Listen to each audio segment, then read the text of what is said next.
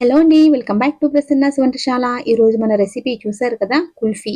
ఈ కుల్ఫీ మనం చాలా హెల్తీగా తయారు చేసుకోబోతున్నామండి. ఇందులో మనకు కావాల్సిన థింగ్స్ ఓన్లీ రెండే 2 milk and dry fruits. So, ఇది పప్పులు, పాలతో తయారు చేసుకోబోతున్నాము. దీనికోసం మనం మీగడని, కార్న్‌ఫ్లోర్ అని ఏమి యూజ్ చేయవసరం లేదు. హెల్తీగా, టేస్టీగా తయారు చేసుకునే కుల్ఫీ ఎవరైనా తినొచ్చు. పిల్లలు, పెద్దలు ఎవరైనా తినొచ్చండి. చాలా ఈజీగా కూడా తయారు చేసుకోవచ్చు. మరి ఆలస్యం చేయకుండా మనం ప్రాసెస్‌లోకి వెళ్ళిపోదాం. దీనికోసం నేను హాఫ్ లీటర్ మిల్క్ తీసుకున్నానండి. ఇది నేను గేదె పాలు, బయట పాలు వేయించుకుంటాం కదా! అవి గేదె పాలు తీసుకున్నాను. మీరేం చేస్తారంటే ఒకవేళ ప్యాకెట్ పాలైతే గనక ఫుల్ క్రీమ్ మిల్క్ తీసుకోండి. టేస్ట్ బావుంటుంది. దీన్ని మీడియం ఫ్లేమ్ మీద పెట్టుకొని మరిగించుకోవాలి. ఫస్ట్ ఒక 2, 3 పొంగులు మనం హై ఫ్లేమ్‌లో పెట్టి మరిగించుకొని, ఆ తర్వాత మీడియం ఫ్లేమ్‌లో పెట్టుకొని కొంచెం మరిగించుకుంటూ ఉండాలండి. చూసారు కదా! ఇలా. సో, ఇలా మధ్యలో ఏం చేయాలంటే అది క్రీము చుట్టుపక్కల అంటుకుపోతూ ఉంటుంది కదా! తెపాలకి అదంతా స్పూన్‌తో తీసి ఇందులోకి కలిపేసుకుంటూ ఉండాలి. ఇవి బాదం పప్పండి.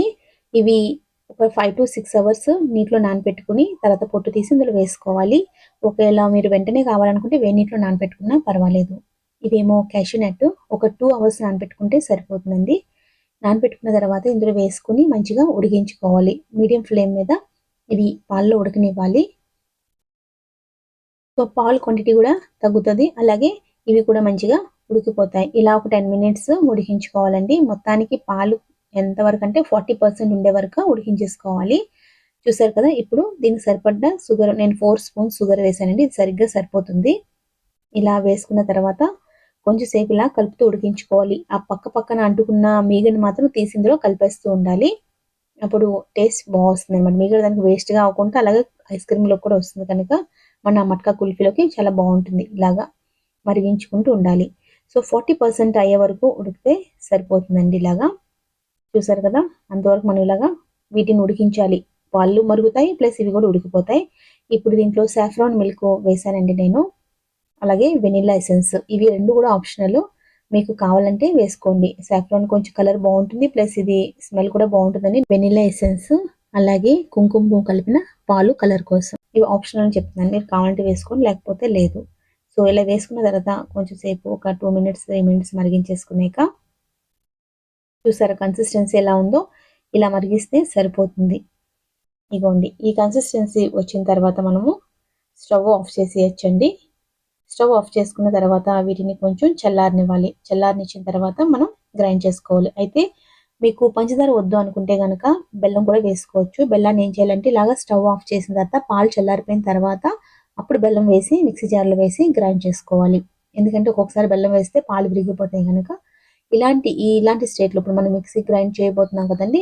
ఇలాంటి టైంలో మీరు బెల్లం వేసుకొని గ్రైండ్ చేసుకోవచ్చు కావాలంటే. సో, ఇలా గ్రైండ్ చేసుకున్న తర్వాత కన్సిస్టెన్సీ ఒకసారి చూపిస్తాను చూడండి.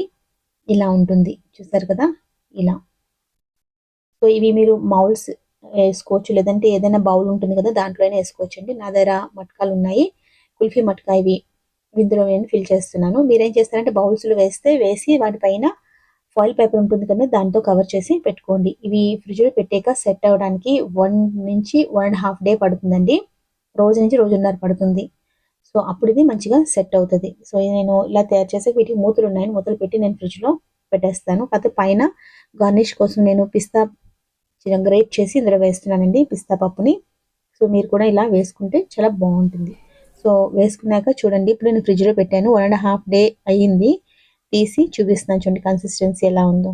చూసారు కదా! టేస్ట్ చాలా బావుంటుందండి నిజంగా. మీరు ట్రై చేసి ఎలా వచ్చిందో నాకు కామెంట్‌లో చెప్పడం మర్చిపోవద్దు. వీడియో గనుక నచ్చితే ఫ్రెండ్స్‌తో, రిలేటివ్స్‌తో షేర్ చేయండి. ఇలాంటి మరిన్ని వీడియోస్ కోసం సబ్స్క్రైబ్ చేసుకోండి. Thanks for watching.